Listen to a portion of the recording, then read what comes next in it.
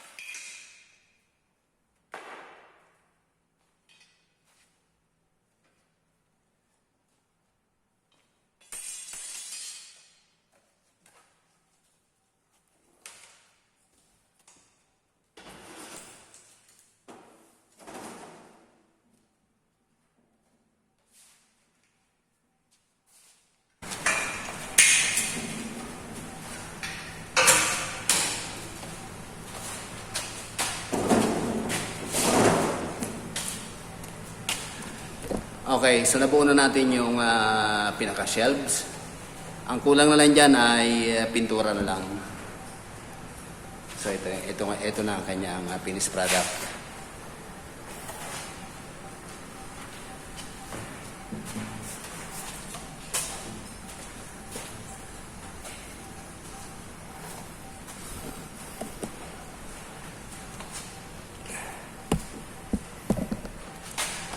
Okay, nakita nyo kung paano ko ginawa. Bago ko ipinulwild, nilagyan ko muna lahat ng mga diagonal brace para masigurado na yung talagang pinaka-dimension niya, talagang sentrong-sentro, para hindi trapezoid. Talagang iskwalado pag tumayo.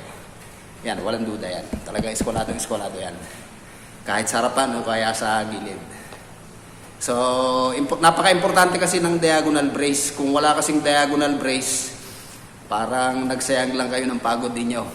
Okay, so for the meantime, okay na yung ang ating product. Tapos na. Hindi pa naman talaga totally tapos. Pintura na lang ang kulang dyan. So maski siguro hindi ko na ipakita yon, pintura lang naman. Madali na yun. Hindi na masyadong kinakalang tutukan pa yon. Okay, so kung mapapansin nyo, ayan na yung ating finished product. Nerekta ko na yung paglagay ng plywood. Kinabit ko na talaga. Pwede din naman. Hindi naman nasusunog kasi sa bandang ilalim lang naman ako nagwe-welding. Hindi talaga tinatamaan ng plywood. Kasi kung iisa-isahin ko pa, parang mas matagal ang trabahong yun. Kung ibubukod ko yung pag-assemble ng brace na bakal, din saka kung ikakabit ang kahoy, parang doble trabaho. Kaya ito yung naisip ko na pinakamabilis na paraan. Sana may natutunan kayo. At sigurado pang pantay talaga ang ating brace o ang ating mga frame na bakal. Walang lusot diyan. Talagang 0-0 yan. Okay, so hanggang dito na lamang muna uli. Sana may napulot kayong idea kung paano mag-assemble ng mga ganitong klaseng mga project. Ginawa ko lang yung pinakamadali sa tingin ko. Kasi napakatagal ko nang gumagawa ng mga ganito. Sa totoo lang, ngayon lang ako nag-assemble ng kasama na yung kahoy. Dati, binubukod ko, bakal-bakal lahat. Hinuhuli ko na yung kahoy. Ngayon, isinama ko na yung kahoy. Okay, so maraming salamat sa pagsama. Sana may napulot kayong idea sa pag-assemble ng mga ganito. Sana huwag kayong magsawa. At marami pa tayong gagawin. Sana subaybayan nyo pa yung aking channel. Thank you so much. Until then.